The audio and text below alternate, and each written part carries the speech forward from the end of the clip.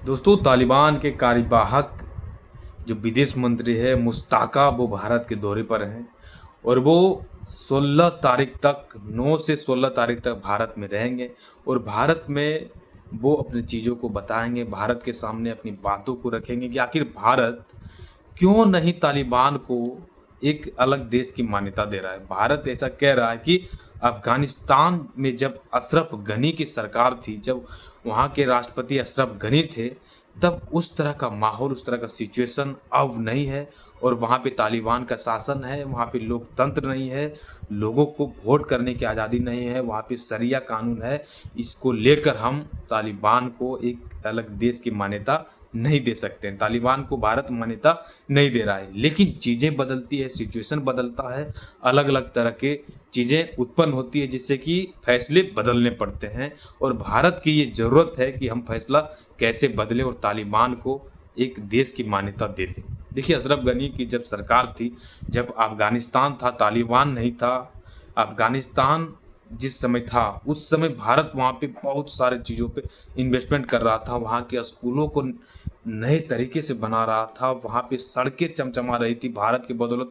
वहाँ पे भारत अपने अनाजों को भेज रहा था, फ्री में अनाज दान कर रहा था, यहाँ तक कि उसके एयरपोर्ट को बना रहा था। तो भारत अफ़गानिस्तान में हॉस्पिटल, स्कूल को इतना तवज्जो दे रहा था, विकसित कर रहा था कि अफ़गानिस्तान के लोग भारत के लिए काफ़ी प्रेरित होते थे, भारत में प्यार जताता था। यहाँ तक कि आप उदाहरण में देख सकते हैं कि अफ़गानिस्तान के खिलाड़ी और भारत के खिलाड़ी, क्रिकेट प्रेमी, ये दोनों देश जब आपस में मिलते हैं तो इसकी इसकी भाईचारा एक अलग रूप ले लेती है। उसका उदाहरण हम लोग कई बार देखते हैं।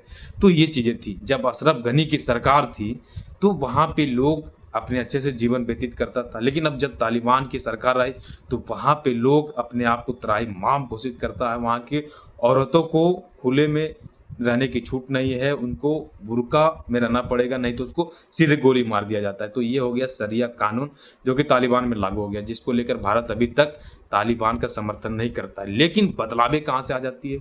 तो तालिबान का समर्थन चाइना कर देता है। चाइना उसको सपोर्ट कर देता है कि हम तालिबान को एक देश की मान्यता दे देते हैं। तो यहाँ पे भारत बिछड़ता हुआ दिखता है अपने आप को, क्योंकि भारत अफ़गानिस्तान में लंबे समय से काफ़ी सारी चीज़ों पे इन्वेस्टमेंट कर रहा है। उनके खाने-पीने से लेकर उनके सभी ज़रूरत की चीज़ों को भारत ने अफ़गानिस्तान में अपने हाथों से बनाया है, उनके इंफ्रास्ट्रक्चर को भारत ने खुद खड़ा किया है।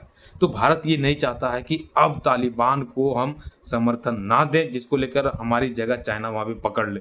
तो चाइना जैसे ही तालिबान को एक देश का मान्यता दिया है और अब भारत भी इस पे विचार कर रहा है कि कैसे हम इसको एक देश का मान्यता दे दें। और अभी भी जब तालिबान को मान्यता भारत ने नहीं दिया है, फिर भी तालिबान भारत को एक अलग तरीके से, अलग नज़रिए से मदद करता आ रहा है। वहाँ के लोगों को काफ़ी मदद भारत मुहैया करा भी रहा है। लेकिन भारत अपनी वहाँ पे फ़ायदा अब देखना शुरू किया है कि कैसे जब पाकिस्तान अफ़गानिस्तान लड़ रहा है, जब पाकिस्तान अफ़गानिस्तान लड़ रहा है, तो क्यों ना भारत अफ़गानिस्तान को मदद करे।